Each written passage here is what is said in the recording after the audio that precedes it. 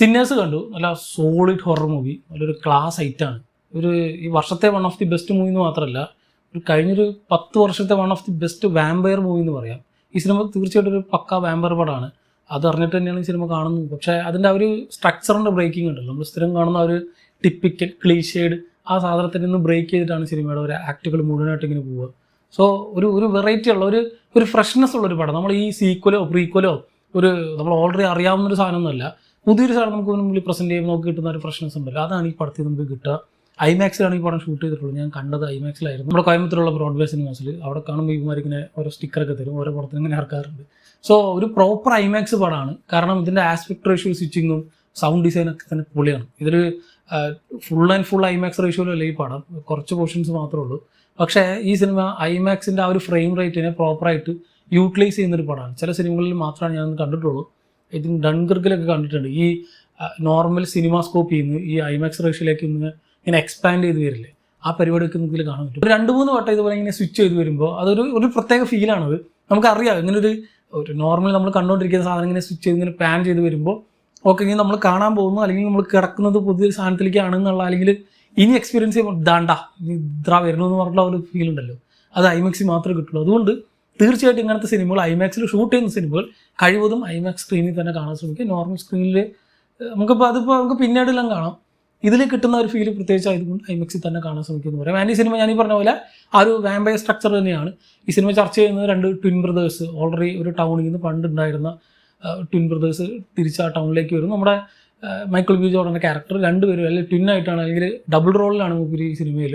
So അവർ ഈ ഒരു ടൗണിലേക്ക് വരുന്നതും അവിടെ വെച്ചൊരു ക്ലബ്ബ് തുറന്നതും അന്ന് രാത്രി അവിടെ വെച്ച് നടക്കുന്ന ഒരു ഇൻസിഡൻറ്റാണ് സിനിമ ചർച്ച ചെയ്യുക. സോ ഒരു 3 ആക്ടും തിരിച്ചിട്ടുള്ളത് ഇവർ വന്നിട്ട് ആൾക്കാരെ ഈ ക്ലബ്ബിലേക്ക് റിക്രൂട്ട് ചെയ്യുന്നതും ദെൻ അവിടെ എന്തൊക്കെ നടക്കുന്നു, ദെൻ അത് കഴിഞ്ഞിട്ട് എന്ത് നടക്കുന്നു എന്നുള്ളതാണ് ഈ 3 ആക്ടായിട്ട് തിരിച്ചിട്ടുള്ളത്. സോ 3X സ്ട്രക്ചറിലാണ് ഈ പടം പോകുന്നതെങ്കിലും ടിപ്പിക്കലി നമ്മൾ കാണുന്ന വാമ്പയർ സിനിമകൾ നമുക്ക് ഓൾറെഡി അറിയാം.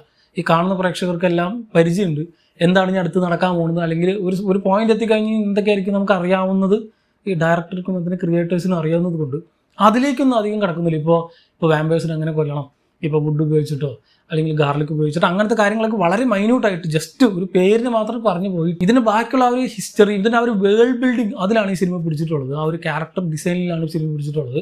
മറ്റുള്ള ഇത്തരത്തിലുള്ള വാമ്പയർ സിനിമകളൊക്കെ അല്ലെങ്കിൽ ഹൊറർ മൂവീസൊക്കെ കാണുമ്പോൾ നമുക്ക് ആ ക്യാരക്ടർ അറ്റാച്ച്മെൻ്റ് ഒന്നും അധികം കിട്ടാറില്ല.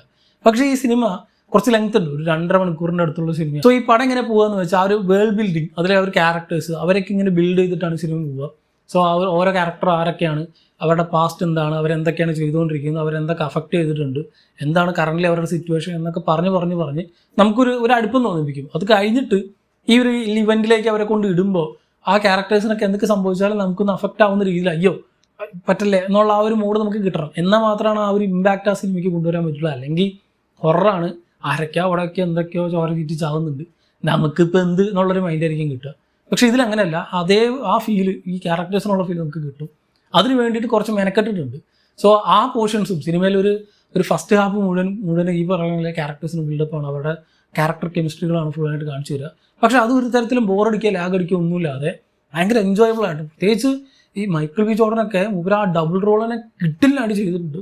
രണ്ട് ഷെയ്ഡിലുള്ള 2 ക്യാരക്ടർ, ഒന്ന് സ്മോക്കും മറ്റൊന്ന് സ്റ്റാക്കോ, അങ്ങനെ ഒരു ക്യാരക്ടർ കിഡിലൻ.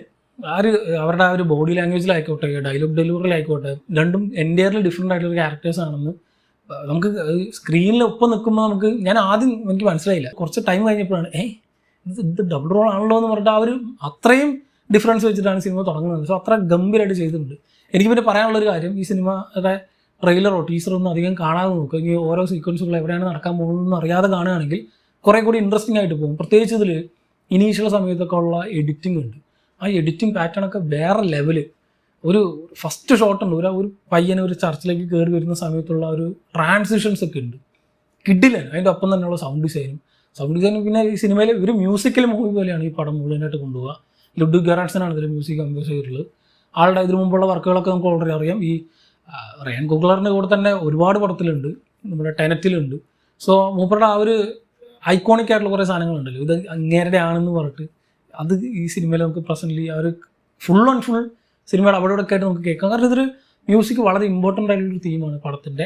ജസ്റ്റ് ബാക്ക്ഗ്രൗണ്ടിൽ കൊടുക്കൽ മാത്രമല്ല, സിനിമ ചർച്ച ചെയ്യുന്ന ഒരു സോൾഡ് ആയിട്ടുള്ള ഒരു വിഷയം തന്നെ മ്യൂസിക്കാണ് പടത്തിൽ. സോ അത്രയും ഗംഭീരമായിട്ട് അതിൻ്റെ ഒരു ഹിസ്റ്ററി, അങ്ങനത്തെ കുറേ കാര്യങ്ങളിൽ എഴുത്തിൽ അടിപൊളിയായിട്ട് വെച്ചിട്ടുള്ള ജസ്റ്റ് ആ ഒരു സീൻ മാത്രം കാണിച്ച് മേക്കിങ്ങിൽ പിടിക്കാമെന്ന് മാത്രമല്ലാതെ നല്ല അടിപൊളിയായിട്ട് എഴുതിയിട്ടുള്ള നല്ല ക്യാരക്ടർ ഡ്രിവൺ ആയിട്ടുള്ള നല്ലൊരു സോൾഡ് ആയിട്ടുള്ള ഒരു പടം. ഒരു മൊത്തത്തിൽ ഒരു നല്ല പടം കണ്ടാൽ കിട്ടുന്നൊരു ഫീൽ ഉണ്ടല്ലോ, അതാണ് എനിക്ക് ഈ സിനിമ കണ്ടു കഴിഞ്ഞപ്പോൾ കിട്ടിയത്.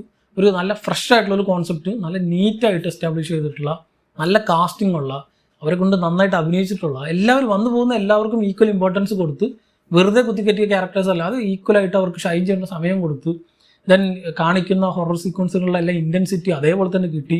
നല്ല മേക്കിംഗ് ഉള്ള, നല്ല സൗണ്ട് ഡിസൈനുള്ള VFX കിട്ടില്ലെന്ന് പറഞ്ഞാൽ വേറെ ലെവൽ VFX ആണെന്ന് പോലും മനസ്സിലാവാത്ത രീതിയിൽ അത്ര അടിപൊളിയായിട്ട് ചെയ്തിട്ടുള്ളൊരു സാധനം. ഇനി IMAX സ്ക്രീനിൽ കണ്ടുകൊണ്ടാണെന്ന് അറിയില്ല, അത്ര ഷാർപ്പായിട്ടും ഈ ചില കത്തിക്കറിയുന്ന ചില സീക്വൻസുകളൊക്കെ ഉണ്ട്. എങ്ങനെയാണ് ഒരു തീ കത്തിപ്പ് ഒരാളിങ്ങനെ കത്തി ഇല്ലാണ്ടാവുക, അങ്ങനത്തെ സീക്വൻസുകളും ഒരു പാമ്പിൽ കുത്തിക്കൊല്ലുന്ന സീക്വൻസിൽ ഒരു ബ്ലഡൊക്കെ ഇങ്ങനെ ചീറ്റുന്നൊരു സ്പ്ലാഷ് ചെയ്യുന്നൊരു സാധനമൊക്കെ ഉണ്ട്. ഈ ശരിക്കും എങ്ങനെ ഉണ്ടാവും, നമ്മൾ നേരിട്ട് കണ്ട അതിനേക്കാൾ കൂടുതലായിട്ട് നന്നായിട്ട് സ്ക്രീനിൽ പ്രസൻറ്റ് ചെയ്യുന്ന കുറേ VFX വേർഷൻസ് ഒക്കെ സിനിമയിലുണ്ട്. എല്ലാം കൊണ്ടും ഗംഭീരമായിട്ടുള്ള ഒരു കിഡിലെ സാധനം. നിങ്ങളിപ്പോൾ ഇതിൻ്റെ ട്രെയിലർ കണ്ട് ആ ഒരു ഇവൻറ്റ് മാത്രം ഫോക്കസ് ചെയ്തിട്ട് ഒരു പടം കാണരുത്. അതായത് വാമ്പയേഴ്സ് വരും, അവരെല്ലാവരും കൊല്ലും.